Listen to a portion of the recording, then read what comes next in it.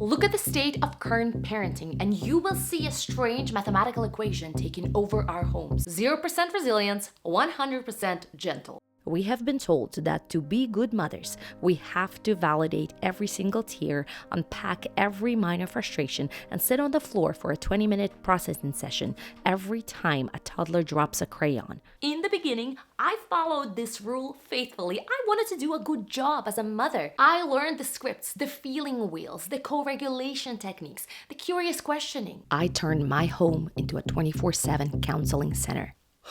And seeing what I saw, I had to stop. Because what I thought was emotional intelligence was quietly doing something else entirely. It was teaching my son to dwell, to ruminate, to treat every feeling as an emergency that required adult intervention to survive. I was raising a child who couldn't move through discomfort because I had never let him try. When we spend years teaching a child to sit in every negative emotion, they learn that lesson perfectly. But sitting in a feeling is not the same as moving through it. I thought I was teaching my child emotional intelligence, but really all I was teaching him was to ruminate. I was teaching him that distress is an emergency, that it requires a team effort to resolve, that he cannot move through it alone.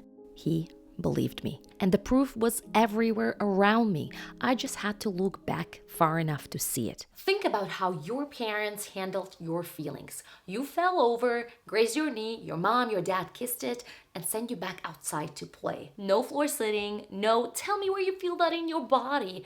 Just, you're okay, off you go. And you were okay. You went back to your friends. You moved through it in 30 seconds because that is what children do when adults don't amplify their distress back at them. They regulate, they recover, they get on with it. Our parents weren't being cold. They were communicating a massive psychological truth. You are bigger than this feeling.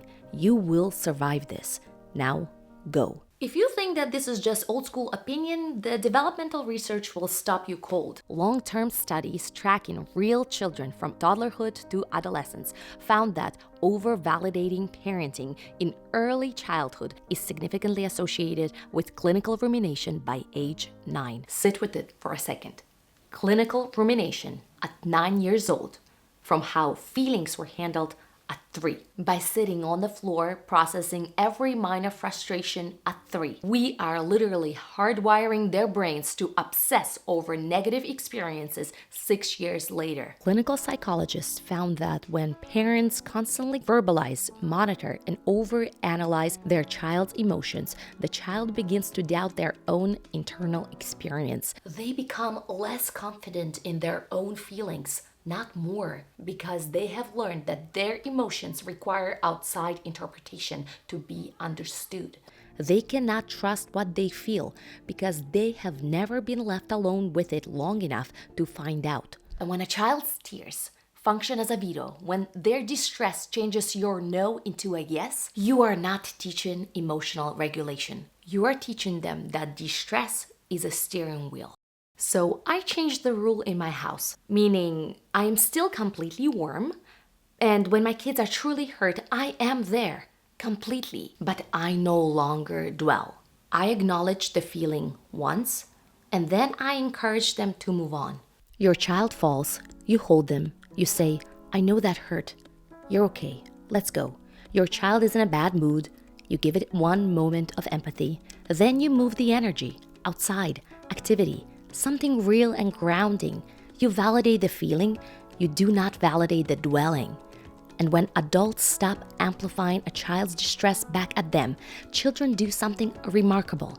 They regulate, they recover, they get on with it on their own. That is not emotional neglect. That is what raising a resilient human being actually looks like.